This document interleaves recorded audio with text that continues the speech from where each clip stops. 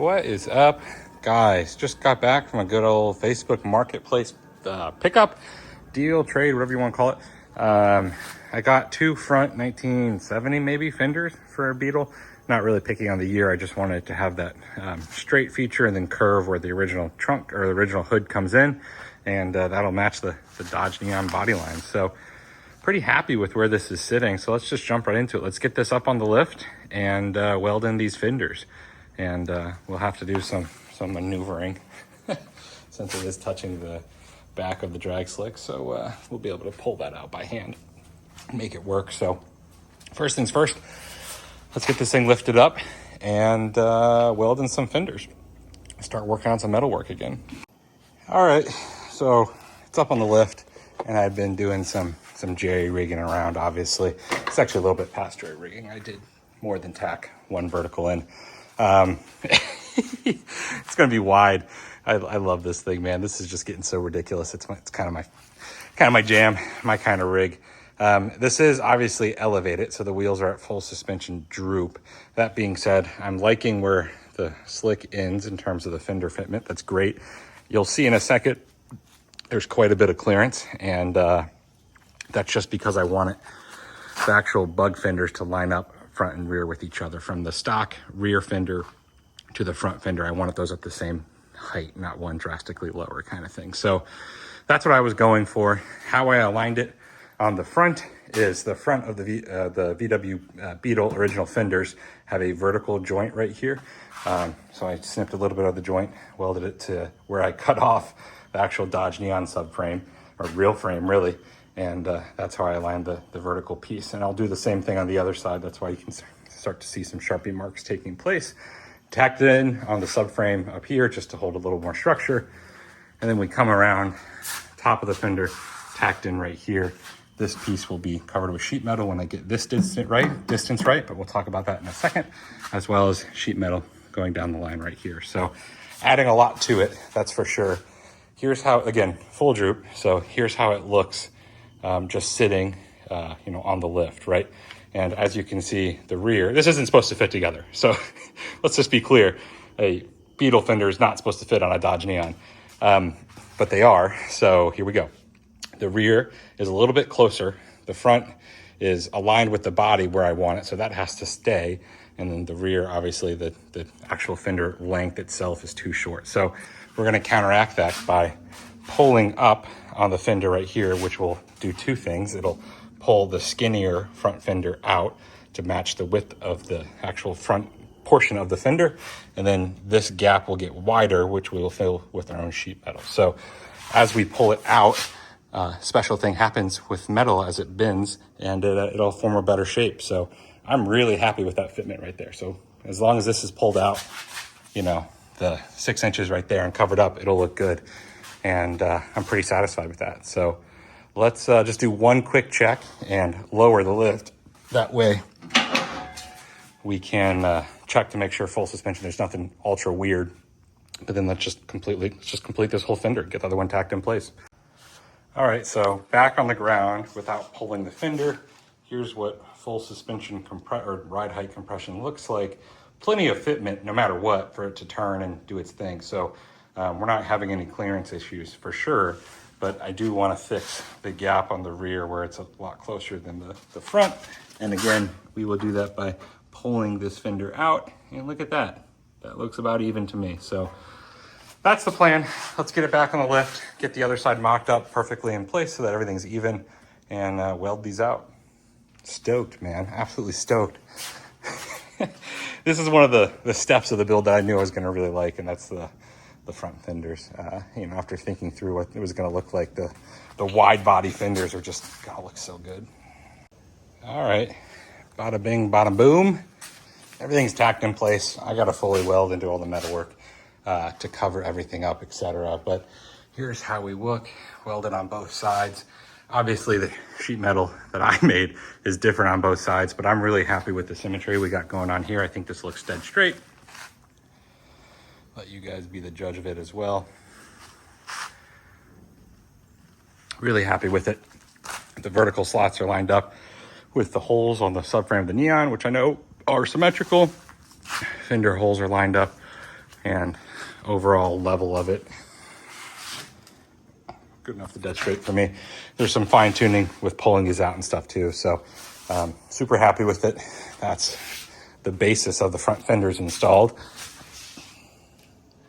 Next step is going to be cleaning it up and doing all the metal work around it. So let's buzz through all that. All right, so we've got one side done. It did take a fair amount of welding, but we have the entire inner fender done. The complete fender is welded and pulled outward to get that wheel radius that we like. We can adjust it further by bending the rear of the front fender outward.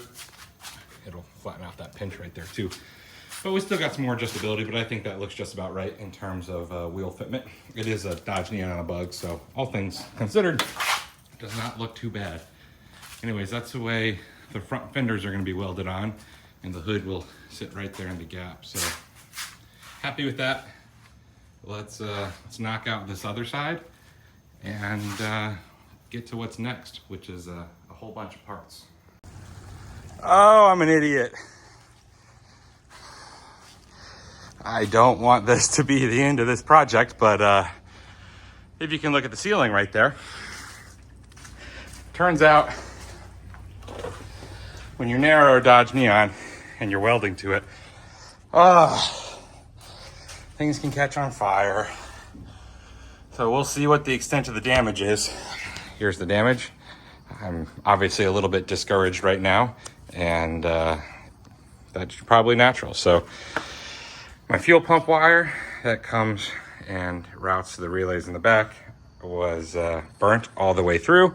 So that obviously caught whatever this fuel pump relay, line goes to. So we've got a ton of damage on the engine fuse box. Might be fixable. That's maybe, who knows, but it looks like the rest of the wiring throughout isn't the worst. It's really just that wire I put in. Coming back around, this is where it gets gnarly, and I do want to share my deepest apologies here. Obviously, back of the gauge cluster got burned, and then if we go in here, you can see, basically all the top of the wiring. Of course, on the driver left side of the inner fender, where the ECU, the interior fuse box is, and all the power wires and relays and everything go there too. So, everything halfway right of the gauge cluster seems fine, but kind of the mission critical parts are not so fine.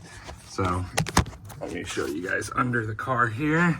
As you can see, insulation likely caught on fire. That was likely the culprit. Good for me for putting that in, sticking it right to that wall like a silly goose. Not the worst, not the best, but I'm very, very, very upset. So I am going to go on vacation. Got a hunting trip. Go shoot some deer. And when I come back, I will either be extremely discouraged or pleasantly surprised with replacing a couple of fuses and fixing it myself, but likely the discouraged one. So I don't know. See you guys next time. Sorry. All right. It's been a week. I went on a hunting trip, so I'm nice and relaxed. Back to looking at the Neon. Yeah, let's talk about it. Here's the next steps. Poor Dodge Neon. So I have a bunch of non-returnable parts, and Facebook Market nowadays is absolute trash. You'll sell things for like a tenth of what you bought them for. So I'm keeping it no matter what. At the end of the day, it's all fixable. Even if I have to go buy a donor and strip the wiring harnesses, ECU, etc. off it, and then scrap that donor, like buy one with a knocked engine or something for cheap. There's an option. I can also buy wiring harnesses on eBay, depending on what's available. So I'm not too insanely worried about it. I know everything is fixable. I know. So my issue is I don't want to be chasing electrical gremlins forever. And generally when something like this happens, I'll upgrade. You break it, you upgrade it so it doesn't, break again. And that's kind of the route I generally go with all my builds. And that's how you get them to a point where they're usable for what you use them for. And that's what I'm going to do. And if I could find a standalone harness, you know, something for it. I've done zero research. I just got back from this trip, right? And I'm just trying to level set everything. So if I can find a standalone SRT4 harness that is somewhat tunable, and I can then take that and, you know, add all of like the anti-lag and wide open throttle and tune it for the big turbo and everything else, I'll do that. If not, I will go find another SRT engine and ECU harness assembly, you know, the complete kit, and I'll take that and I'll just reinstall it here, and I'll be able to clean up the wiring too, and, you know, make it better from an organizational standpoint, and I'll still count that as making it better. So you know, it's not the end of the world. It sucks. It's adding, you know, weeks to the build and a lot of sourcing on my end, but again, not the end of the world. It's still going to be fun. And if I go the route of getting another SRT as a donor and putting a stock harness on it, I'll go get it tuned myself and, you know, learn more about it than buying it pre-tuned, etc. So, you know, not the craziest thing. The world's not over.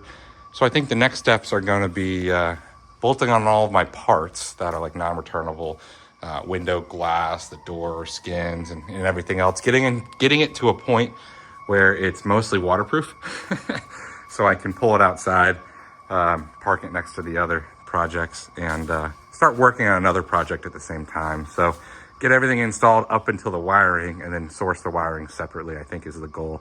That way I can get working on the SRT or the Scat Pack step side and Scat Pack Miata. So that's the goal. I'm happy with it. So you'll probably see a couple more videos of just bolting stuff together on this car.